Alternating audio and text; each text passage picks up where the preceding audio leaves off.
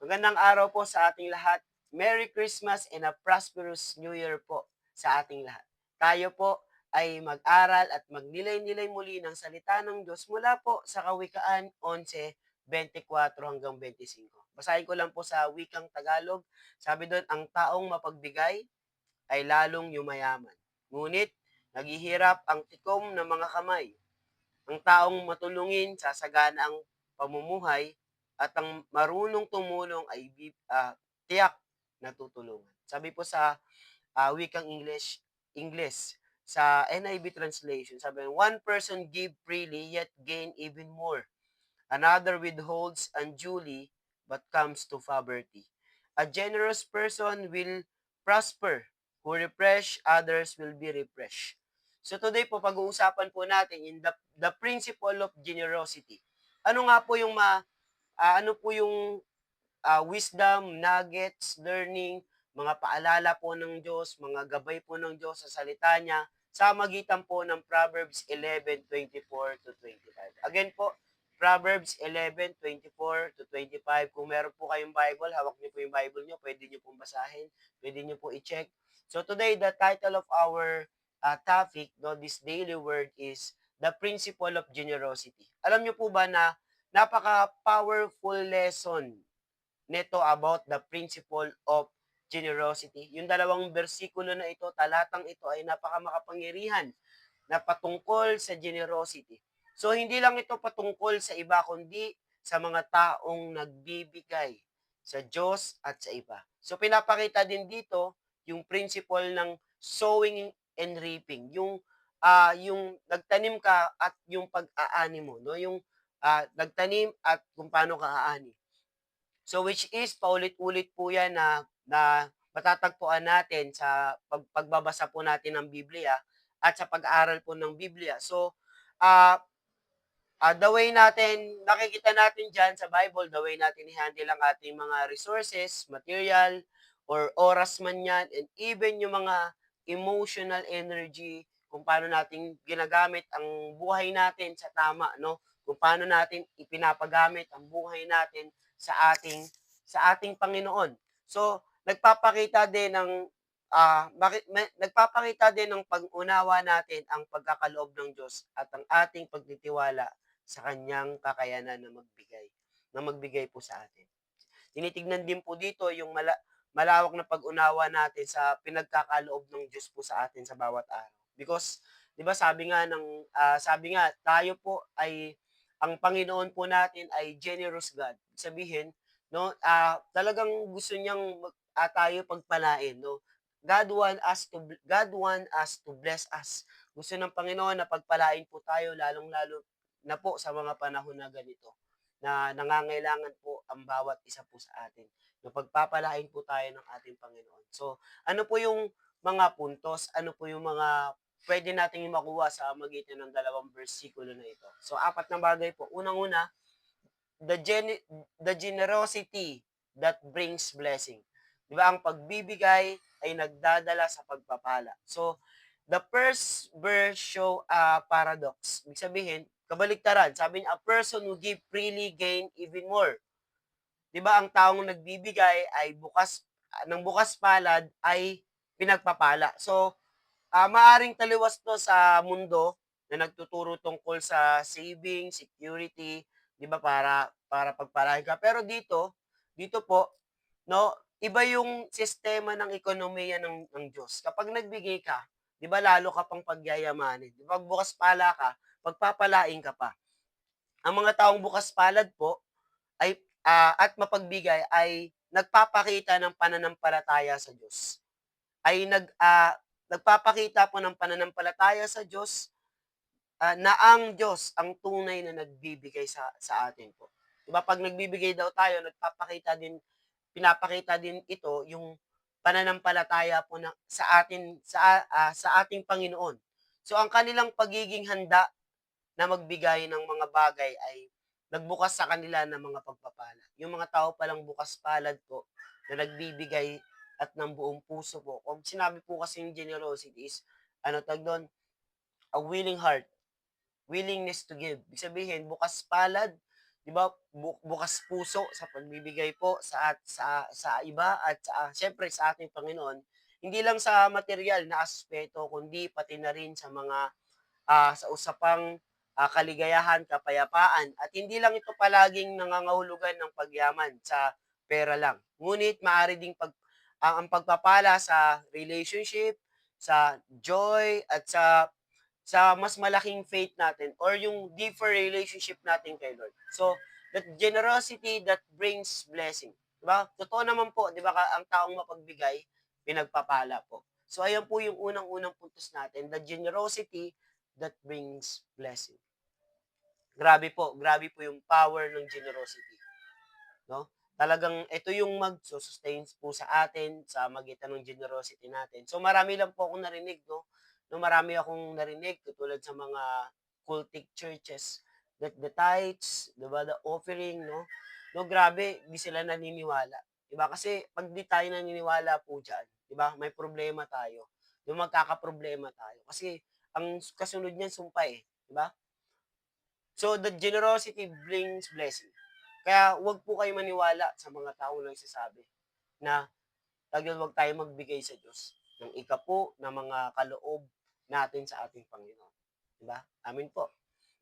So pangalawa, so the stinginess that leads to loss or poverty. Alam mo yung ang taong stinginess ay nauuwi ito sa poverty. Ang taong, ah, tawag dun, hindi bukas puso sa pagbibigay, naku, uuwi siya sa loss. So kaya kaya siya minsan nagkukulang kasi because of stinginess, 'no, ibang bagay, 'di ba? Kumbaga, hindi siya blessed, sa lahat ng aspeto ng buhay niya, eh.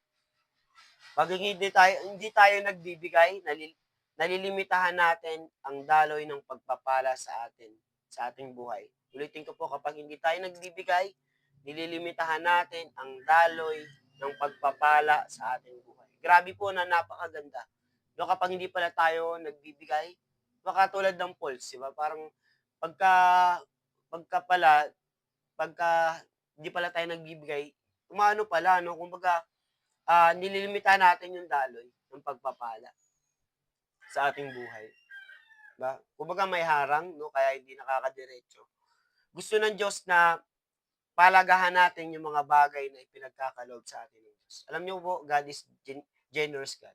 That's why nandito tayo sa mundo, 'no, na hindi tayo napunta sa ibang planeta kasi nandito dito lahat, eh, 'di ba? Binigyan tayo ng abilidad, talent, binigyan niya tayo ng, resources, binigyan niya tayo ng isip para mag-isip sa mga bagay na gusto niya, 'no? Ano pa, yung mga bagay na abilidad natin na pwede nating gamitin para mabuhay tayo, isa isa comes from God the Lord. 'Di ba? Sabi niya, "Remember that everything, lahat na ng meron ka po ay galing po sa ating sa Diyos." Lahat ng may abilidad mo na meron ka ngayon ay galing po sa ating Panginoon.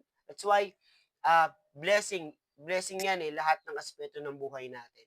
Sa lahat ng aspeto ng buhay natin ay pinagpapala, hindi lang sa material, sabi nga po natin kanina, kundi sa lahat ng aspeto ng buhay. Kapag nagbibigay ka, pagpapalain ka sa lahat ng aspeto ng iyong pamumuhay. 'Di ba? Kaya nga number 2, 'di ba? Stinginess that leads to loss or poverty. 'Di ba? Ayaw natin lahat 'yun na maghirap tayo, 'di ba? Kasi ayaw natin maging tikom ang palad natin sa pagbibigay. 'Di ba, sa lahat ng mga oras, sa lahat ng mga panahon na pwede tayong magbigay, 'di ba, tumulong tayo sa mga taong nakapaligid natin sa atin, lalong-lalo na sa pamilya natin, 'di ba po? So pangatlo, the prosperity of the generous. 'Di ba, the prosperity ah, ang pangalawang talata po ay nagpapatibay sa ideya o sa scripture na ang mapagbigay ay nagdudulot ng pagpapala o pinagpapala ka. Sabi niya, ang mapagbigay ay nagdudulot ng pagpapala o pinagpapala ka. Hindi lang sa material, sabi nga natin, pero sa malawak at kahit sa lahat ng aspeto ng buhay natin, lalong-lalo na sa spiritual, di ba po? Pagpapalain tayo, di ba? Because hindi lang sa material things, pero sa spiritual importante. May isang mapagbigay na tao ay, ang isang mapagbigay po na tao ay magtatagumpay. Ulitin ko, ang isang mapagbigay po na tao ay magtatagumpay. Diba, saan ka po nakita ng mga taong mapagbigay pero naghihirap? So, siguro naisip niyo meron nga ako kilalang gano'n, eh, 'di ba? Pero hindi ganito, hindi sa konteksto ng pagbibigay mo sa Diyos at pagtulong mo sa iba.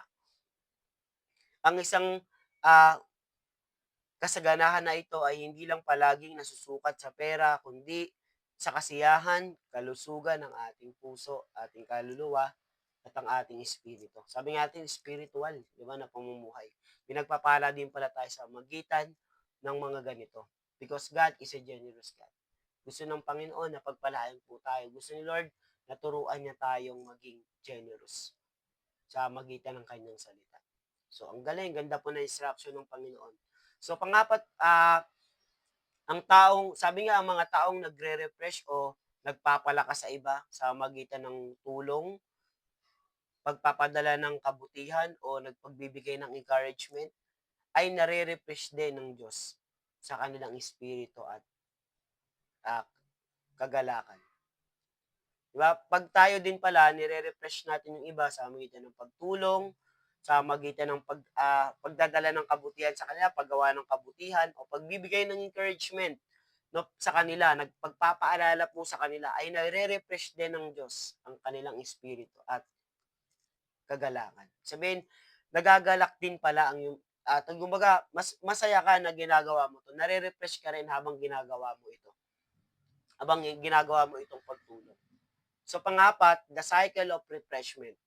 'Di ba, ibig sabihin ang siklo ng pagpapalakas. Ibig sabihin, the cycle of ah, refreshment, 'no? Ang sinasabi po dito ng refreshment of others ay napakahalaga po. So, kaya nga po sa mundo ng puno ng stress at pagod, ang pagiging isang tagapagbigay ng lakas o kasiyahan ay may malalim na aspeto. So, kapag tayo ay nagbibigay ng oras po, pagpapahalaga, malasakit sa iba, binubuo natin ang cycle of blessing. Binubuo din natin yung cycle of blessing. Kapag tumutulong tayo, nagmamalasakit tayo sa iba, 'di ba, nagbibigay din tayo lalo sa Diyos, 'di ba, nagbubuo tayo ng cycle of blessing. Habang pinapalakas natin ng iba, tayo naman nakakaramdam ng kasiyahan, 'di ba po? Habang pinapalakas natin ng iba, tayo din nakakaramdam din ng kasiyahan at pagpapala mula sa ating mga ginagawa at ginagawa natin ito hindi lang para sa atin, pero siyempre sa Diyos. Ang mga cycle na ito ay hindi lang ito sa material na mga bagay kundi sa malalim na kaligayahan, 'no, nagmumula sa paggawa ng mabuti sa ating kapwa. 'Di ba, malalim na kaligayahan na nagmumula sa paggawa ng kabutihan sa ating kapwa o pagbibigay natin sa ating Panginoon. So, ulitin ko lang po, 'no, unang-una, the generosity that brings blessing. Pangalawang puntos po natin, 'di ba, the stinginess that leads to poverty. Pangatlo, the prosperity of the generous, 'no, pinagpapala ang mga pagbigay. So, pangapat, pangapat po, the cycle of refreshments. So, ano yung practical step para po magawa po natin maging generous? Number one, 'di ba, paano ako magiging mapagbigay ngayon? Isipin mo, 'di ba, usipin mo, tanungin mo muna tanungin natin sarili natin, paano ako magiging mapagbigay ngayon? Isipin ang mga lugar sa isang buhay kung saan maaari kang magbigay. No, isipin mo muna, no, na mag-isip-isip ka, paano ba ako makakapagbibigay? Maaari ba sa pamamagitan ng oras mo, pwede kang magbigay ng oras sa isang tao o sa isang gawain or talento o puwedeng magbigay ka ng yaman o yung mga kayamanan or mga sariling, mga encouragement, sa sarili, sa iba. 'Di ba ang pagiging mapagbigay ay hindi lamang tungkol, sinasabi nga natin, sa pera lang. Maaari itong magmula sa isang ngiti, sa isang smile. 'Di ba, puwedeng, 'no, yung ibang mga kaopisina mo, mga ibang kapitbahay mo, mga kaklase mo, puwede mo siyang ngitian, 'di ba? Ngayon puwede na gawin 'yun, 'di ba, pamamagitan ng, 'di ba, pagre-react sa kanilang mga posting, 'di ba, practical lang, 'di ba? Na puwedeng ano, may pinost sila tapos nag-react ka, nag-heart ka or sa personal, 'no, dumaan ka, 'no, puwede ka magbigay ng ngiti. Kasi kung tayo'y Kristiyano, 'di ba, yung mga tao po nag-e-expect na ngingitian mo siya, eh, 'di ba? Nakikita niyan, kung ikaw Kristiyano sasabihin sa'yo, "Ang sungit naman nito, Kristiyano pa naman." 'Di ba? Hindi naman dapat tayo gano'n, 'di ba? Kailangan ngumiti, matuto tayong ngumiti. Ang pagngingiti pala ay isang paraan din ng pagiging generous po natin. So, hindi lang siyempre pagngiti, siyempre sa totoong, pagbibigay po talaga. 'Di ba maaari itong magmula sa isang ngiti, sa isang mabuting salita, sabi nga natin encouragement sa iba. Malay natin yung iba nakakaramdam na pala ng panghihina pero ikaw in-encourage mo siya na lalo siyang na-uplift at nagpatuloy. 'Di ba pagtulong sa isang nangangailangan, sabi nga natin yung kanina, 'no, hindi lang sa pangngiti pero sa pagtulong sa mga nangangailangan. Of course, sa pagbibigay sa ating Panginoong Diyos. So, pangalawa, trusting in God's provision o pagtitiwala sa kaloob ng ating Diyos. 'Di ba maglaan tayo ng oras, 'di ba magnilay-nilay tayo kung saan maaari puwede tayong natatakot na magbigay o magbahagi dahil sa takot na mawalan tayo. Minsan gano'n 'di ba? 'Pag nagdadalawang isip tayo, natatakot tayo, 'di ba? Kumbaga, hindi na tayo nakakapagbigay, eh, 'di ba? Kasi kung titignan niyo po 'no, unang-una pa lang sa Bible, from Old Testament and New Testament, makikita naman natin, talagang ang Panginoon ang nagbibigay. Sabi nga sa John 3:6 'di ba, pinadala niya kanyang anak, na bugtong na anak, 'di ba, para po sa atin, sa ating mga makasalanan. So kapag tayo ay nagbigay, pinapakita natin ang lahat na meron tayo ay sa Kanya at nagtitiwala tayo na patuloy niya tayo pagpapalain. Sabi nga inaanyahan tayo ng Diyos na magtiwala sa Kanya na siya ang ating tapat na tagapagbigay, 'di ba po?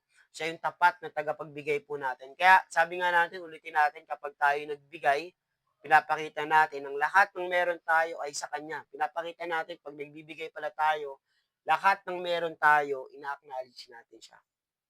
At nagtitiwala tayo sa patuloy niya tayong pagpapalain. And create a cycle of blessing. Pangatlo, create a cycle of blessing. Ibig sabihin, starting chain of generosity in your community. Magsimula ka ng cycle, no, ng siklo ng pagpapala sa iyong komunidad, sa iyong eskwelahan, sa iyong workplaces, at kung saan meron ka. Sa eskwelahan mo, pwede rin. Look for a ways to refresh others. No, maghanap ka ng ways kung paano mo matutulungan yung iba o pagtulong sa pagpapakita ng kabutihan, pwede rin, or being active listener. 'Di ba, are you refresh others will find your own heart uplifted and blessed. 'Di ba, habang tumutulong ka sa iba, mas lalo kang pinagpapala at lumalakas sa iyong kalooban. So tanong, so paano ka magiging mapagbigay ngayon? Pag-usapan po natin 'yan 'no, sa ating sa mga susunod or sa mga group, puwedeng pag-usapan 'yan, puwede ka mag-reflect 'no, paano ka magiging mapagbigay, 'di ba? Ano ba yung mga takot mo kapag nagbibigay ka? Yun po. Tayo po ay mananalangin, yuko po natin ang ating mga mata, tayo po'y mananalangin. Panginoon, salamat po sa iyong gen ah, generous, pagiging generous po sa buhay namin, Panginoon. Tulungan mo po kami na magbigay ng bukas palad, na magbigay ng walang kapalit, Panginoon. Patuloy kami na magtiwala sa inyo, magtiwala kami, Panginoon, sa iyo na ikaw ang aming provider. Turuan niyo po kami ah, sa amin paano namin palalakasin at tutulungan ang iba at tulungan din kami na mapuno ng kagalakan habang ginagawa po namin ito para sa inyo. Lord, gamitin mo po kami na instrumento na iyong pag-ibig at kabutihan, Panginoon. At dalangin ko po, Panginoon, na yung bawat tagapakinig at tagapagsubaybay, Panginoon, ng YouTube channel na ito, Panginoon. Dalangin ko po mapuno po sila ng ah, willingness to give, Panginoon. Maging willing po silang magbigay, Panginoon, sa lahat ng mga taong nangangailangan, lalong-lalo na po sa inyo, Panginoon.